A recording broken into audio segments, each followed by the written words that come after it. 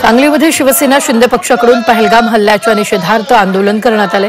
यावेळी संतप्त शिवसैनिकांनी पाकिस्तानच्या विरोधात जोरदार घोषणाबाजी करत पाकिस्तानच्या नकाशाला जोडे मारत आंदोलन केले। तसंच भारताने हल्ल्याचा आतंकवाद्यांना चूक उत्तर द्यावं अशी मागणी केली आहे।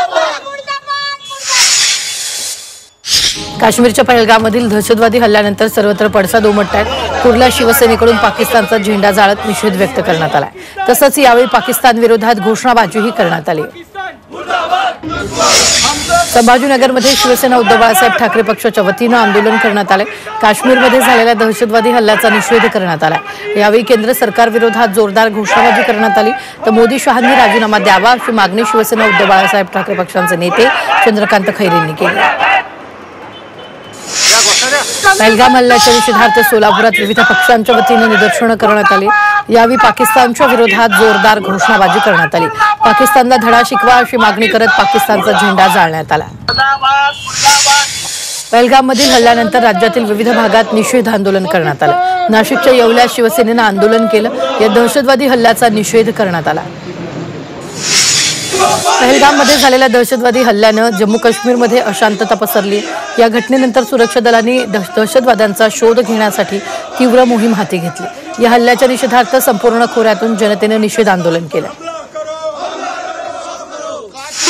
यवतमाळच्या माइंदे चौकात शिवसेनेनं पहलगाम हल्ल्याच्या निषेधार्थ आंदोलन केले। तर यावेळी संतप्त शिवसैनिकांनी पाकिस्तानच्या विरोधात जोरदार घोषणाबाजी करत आंदोलन केलं।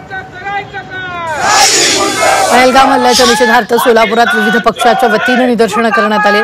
पाकिस्तानला धडा शिकवा अशी मागणी करत यावेळी पाकिस्तानचा झेंडा जाळण्यात आला। पहलगाम घटनेचा निषेध व्यक्त करत जशास तसं उत्तर देण्याची मागणी करण्यात आली आहे।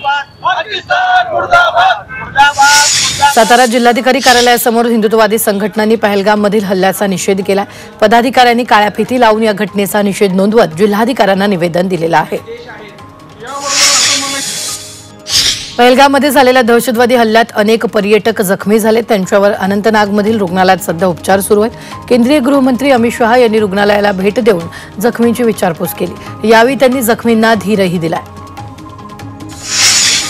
कुठल्याही परिस्थितीत देशविरोधी शक्तीचा नायनाट केल्याशिवाय भारत शांत बसणार नाही असा इशारा मुख्यमंत्री देवेंद्र फडणवीस यांनी दिला।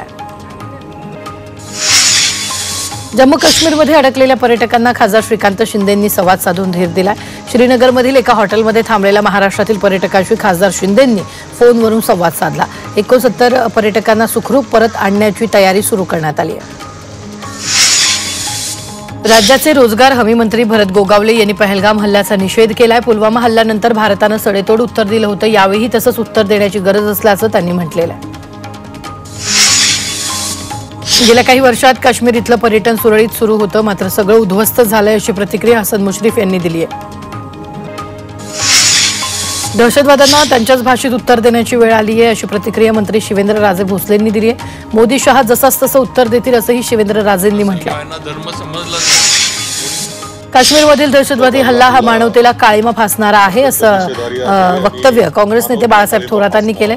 हल्लेखोरांना पकडून समूळ नष्ट केलं पाहिजे असं देखील थोरातांनी म्हटलं। पहलगाम हल्ला हा केंद्र सरकार आणि गुप्तचर यंत्रणेचं अपयश आहे असा हल्लाबोल काँग्रेस नेते विजय वडेट्टीवार यांनी केला। तिथं अडकलेल्या पर्यटकांना लवकरात लवकर राज्यात आणावं अशी मागणी वडेट्टीवारांनी केली।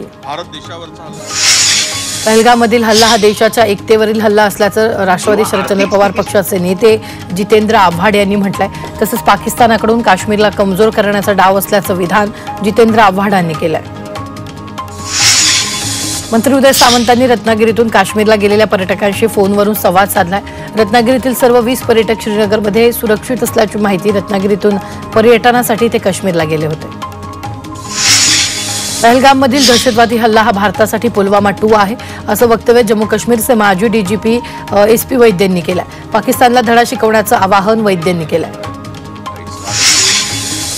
बुलढाणा जिल्ह्यातील 5 पर्यटक जम्मू काश्मीरमध्ये अडकलेत। सर्व पर्यटक सुखरूप असल्याची माहिती मिळते। ते 18 एप्रिलला मुंबईहून जम्मू काश्मीरला फिरायला गेले होते।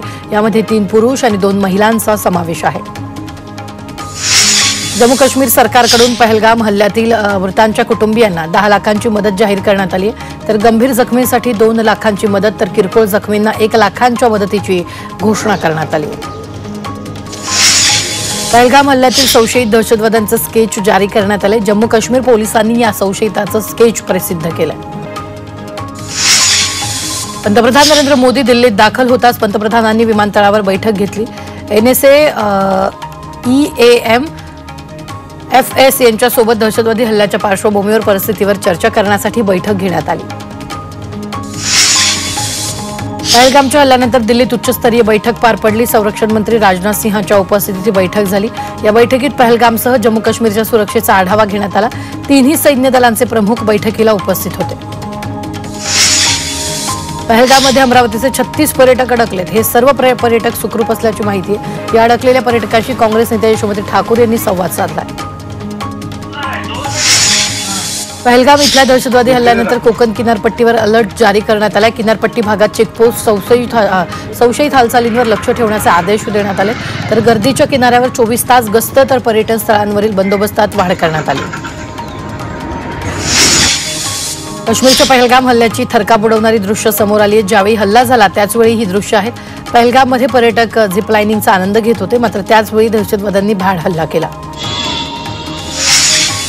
जम्मू काश्मीरच्या श्रीनगरमधील द लेक रस्त्यावर शुकशुकाट पाहायला मिळतोय। दहशतवादी हल्ल्यानंतर काश्मीरमधील पर्यटन ठप्प झालंय। काश्मीरमध्ये पर्यटनासाठी गेलेल्या पनवेलमधल्या एकूण 39 पर्यटकांपैकी एका पर्यटकाचा मृत्यू झालाय, तर एक पर्यटक जखमी आहे। दहशतवादी हल्ल्यात पनवेलचे दिलीप देसले यांचा मृत्यू झाला असून कामोठेमधील सुबोध पाटील हे जखमी झाले। काश्मीर पहलगाम इथं झालेल्या दहशतवादी हल्ल्यात डोंबिवलीतील 3 पर्यटकांचा मृत्यू झाला। ही 3 कुटुंब 2 दिवसापूर्वी पत्नी मुलांसोबत काश्मीर इथं पर्यटनासाठी गेले होते, मात्र दहशतवादी हल्ल्यात हेमंत जोशी, संजय लेले, अतुल मोने यांच्यावर दहशतवाद्यांनी हल्ला केला। या तिघांचाही मृत्यू झालाय। नागपुरातील 170 पर्यटक जम्मू काश्मीरमध्ये अडकलेत। सर्व पर्यटक सुरक्षित असल्याची माहिती आपत्ती व्यवस्थापन कक्षाने दिली आहे। तसंच त्यांना सुखरूप परत आणण्याचे प्रयत्न सुरू असल्याचं ते म्हणाले। इंदापुरात उद्या सकल हिंदू समाजाकडून रास्ता रोको केला जाणार आहे। मालोजी राजे भोसले समाधीस्थळ आणि गडीवरील अतिक्रमणाविरोधात आंदोलन केलं जाणार आहे। यावेळी आमदार गोपीचंद पडळकर यांनी आमदार संग्राम जगतापही उपस्थित राहणार आहेत। कल्याणमधील 13 गावातून महापारेषण कंपनीनं विद्युत वाहिन्या टाकण्याचं काम सुरू केलेलं आहे, मात्र या कामांबाबत कंपनीनं शेतकऱ्यांना नोटीस दिलेले नाहीये। त्यामुळे मनमानी आणि जबरदस्तीने हे काम करत असल्याचा आरोप शेतकऱ्यांनी केला। तसंच शिवसेना उद्धव ठाकरे पक्षाकडून आंदोलनाचा इशारा देण्यात आला। वसई तहसीलदार कार्यालयावर शेकडो आदिवासी बांधवांनी आंदोलन केलेलं आहे। सरकारी जमिनींवरील घरांचे 7 बारे नावे करण्याची मागणी आहे। यावेळी तहसीलदार कार्यालयावर बेमुदत बिऱ्हाड आंदोलन सुरू आहे। हिंगोलीच्या सागद गावातील महिलांनी हंडा मोर्चा काढलाय। जलजीवन योजनेचं काम अपूर्ण असल्यामुळे गावात भीषण पाणी टंचाई निर्माण झाली। त्यामुळे मोर्चा काढत 24 तासात पाण्याची व्यवस्था करण्याची मागणी करण्यात आली। तसंच पाण्याची व्यवस्था न केल्यास उपोषण करण्याचा इशारा देण्यात आलेला आहे। भंडारा जिल्हाधिकारी कार्यालयासमोर ठिय्या आंदोलन करण्यात आले। मंडळ अधिकारी आणि तलाठ्यांनी विविध मागण्यांसाठी हे आंदोलन केलं। शासनाने मागण्या मान्य न केल्यास बेमुदत आंदोलन पुकारणार असा इशारा आंदोलनकर्त्यांनी दिला। मंडळ अधिकारी पिंपळगाव 26 हल्ल्यातील दहशतवादी हल्ल्यातील आरोपी तहूर राणाच्या याचिकेवरील निर्णय सुप्रीम कोर्टानं राखून ठेवला। सुप्रीम कोर्ट उद्या निर्णय देण्याची शक्यता आहे। तहूर राणानं कुटुंबियांशी संपर्क करण्याची परवानगी मागितली आहे। दरम्यान राणांच्या याचिकेला NIAनं विरोध केलेला आहे। बीडमधून पुन्हा हाणामारीची घटना समोर आली आहे। माजलगाव शहरात 2 तरुणांमध्ये वाद झाला। या वादात एका तरुणानं दुसऱ्या तरुणाच्या डोक्यात चक्क दगड घातला। या उत्तम बाबूराव विघणे हा तरुण गंभीर जखमी झालाय। त्याला उपचारासाठी रुग्णालयात दाखल करण्यात आलंय। ही घटना सीसीटीव्हीत चित्रित झालेली आहे। पुण्यातील शिरूरमध्ये पोलिसांनी चोरीला गेलेल्या मोबाईलपैकी 35 मोबाईल शोधून मूळ मालकांना परत केलेत। तर पोलिसांनी परराज्यातून आणि इतर जिल्ह्यातून हे मोबाईल शोधून काढले। तर मोबाईल नागरिकांना परत मिळाल्यानं पोलिसांचं अभिनंदन करण्यात आलं।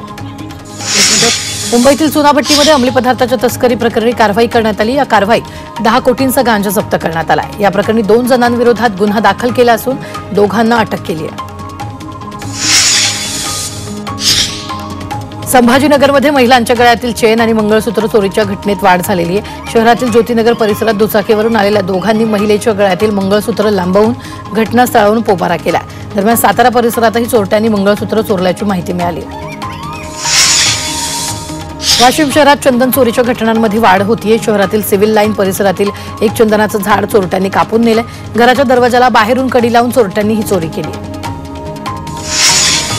अंबरनाथमधील गोळीबार प्रकरणी फरार असलेला मुख्य आरोपी जितेंद्र पवार याला अटक करण्यात आली आहे। मध्यरात्री लोणावळ्यामधून त्याला ताब्यात घेण्यात आले तर उद्योजक विश्वनाथ पनवेलकर यांच्या घरावर गोळीबार केल्याप्रकरणी ही अटक करण्यात आली आहे।